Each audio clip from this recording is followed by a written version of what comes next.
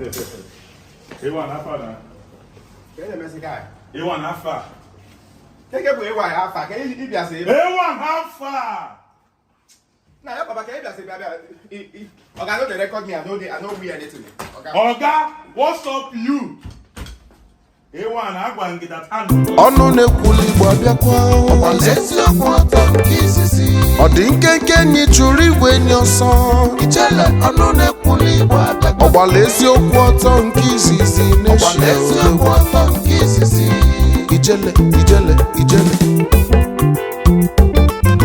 ijele na mmọnwụ ọzara azọ gbazọ ijele ọnụ na-ekwuli Igbo abịa ọnụ na-ekwu eziokwu nke izizi ijele oke mmọnwụ ijele oke na fọnụ ijele oke mmọnwụ ijele una fọnụ ijele oke mmọnwụ ijele oke na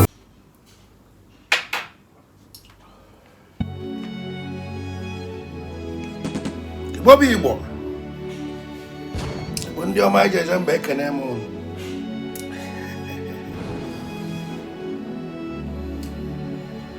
when I saw that little one, go ahead, children. Yes, I have bata.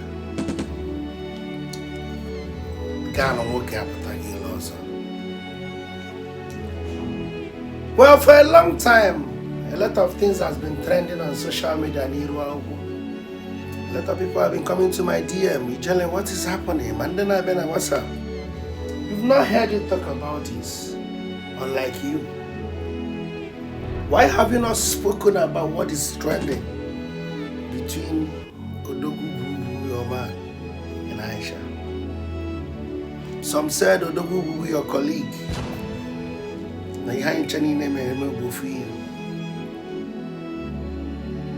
I took my time to watch all their videos. Some said it's prank. Some said it's real.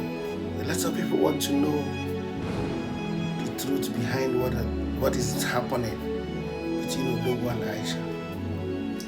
But I'm not here to tell you if it's prank or real. Ogo na-eme before ekwuru na one mgbe ọ ga-enwe involved then. Mgbe amụ nwofo, I only made one video. Ijele ejiri ike agba n'ama mbọsọ ọ na ijele gbara n'ama ma na nwere ifo ji gba. Mmụọ agbala ijele ada agba n'ama mgbe. Some people might misunderstand me. Some will still understand me. I'm here to clear something between what is happening between Odogwu and Aisha. If you like, let it be prank to them. If you like, let it be their business. What's a whole? But out of the videos I watched, I want to pick at some words and advise people. Number one, let me start with the one that happened between Odogwu Bubu and MCA1. Some call it prank, some call it real. But whichever one it is, I don't care. I'm only to point out my view on that. How can you come to somebody's hotel room? You barge into somebody's room with a group of people. Number one, who gave you the hotel room number? Number two, which kind of hotel will allow people to barge in where somebody lodged in their hotel? That means there is no security. You are trying to tell people that in Nigeria, there is no security because in this United Arab Emirates where I am, I don't know about another place, you dare not enter somebody's hotel room. Even one do two on a shikeba. If no one can go about for a shiba, open it before you go there, they your ID or passport.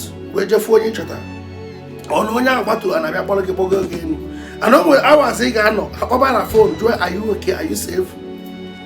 On where almost 4 men organic. We're back home working mad in a hotel. You want me to believe not real?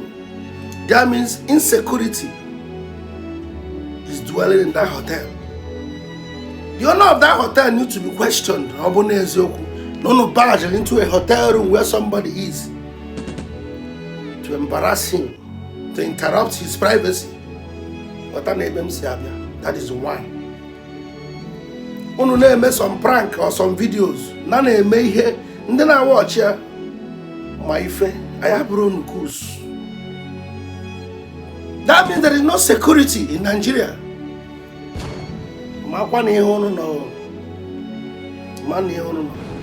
And everyone with friends and family. We're fans. Odogwu with friends and family. Okay, and this young man Natalie, he made wedding. God forbid, or twist way bad, I say I trace you, I'm ready for you. God forbid, only hemel one. Oto Natalie me he one ya. Degi. I made some prank on net wisdom. This young man came for his marriage. Yeah, we may. Let's assume now. And when some fans take it serious. And when we get man name issue now. My real fans will take it serious to go and fight on my behalf. God forbid, I don't know when they fight a one meloyaro. Jima Odogwu meloyaro will be imitating a prank or whatever, I don't know. For those no real, for those no prank, I don't care to know. Odogwu boo boo, Walaba view, go to Anambra State, give my business. Before you know it, you may pay no ginoka, he buy you, I better celebrate already. Businessman, I don't name the prank. For an able Aisha, she talked too much. What about Odogwu? You watch the video of Aisha, you will see where she's replying. Only an hour, pata pata pata pata pata. Go to 1 hour, pa pa pa pa pa. Meaning that these two couple, actually as a woman, learn this in your marriage. Learn to keep calm. Don't learn to talk like Aisha. As a man, don't learn to talk like Odogwu, because I found out that some men, the more you talk back at them, the more they get angry. I find out that some women, if you are a man, the more you reply them, they are ready to gossip and quarrel with you for the end of the year. Why I like it, so watch all these things and learn something from it. And when one yabu okwo 1 equal 1 or work 10, when we yabu okwo 1 okwo 2, you work 20. Don't salam. Learn to ignore somebody. Obro kuni kana asasa. Wait now. Leave her. Everyone here in the UK. I don't want to. Everyone here in the UK.